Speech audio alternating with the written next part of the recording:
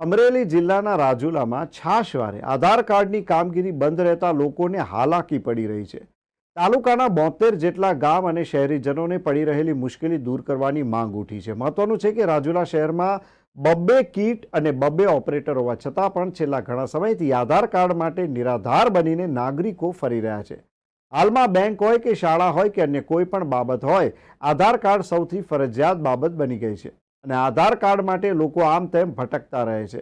આધાર card કઢાવવું હાલમાં અનિવાર્ય બની ગયું છે, પણ રાજુલામાં ફરી આધાર કાર્ડની કામગીરી બંધ થઈ ગઈ છે, જેના કારણે શહેરીજનો અને ગ્રામજનો મુશ્કેલીનો સામનો કરી રહ્યા છે. રાજુલા શહેરમાં છેલ્લા 3 માસથી આધાર કાર્ડની કામગીરી અવારનવાર બંધ થઈ જાય છે. ક્યારેક કીટ બંધ હોય તો ક્યારેક કનેક્ટિવિટી ન હોય અથવા તો કોઈ પર્સનલ અંગત કારણોસર આધાર કાર્ડ સેન્ટર જ બંધ હોય.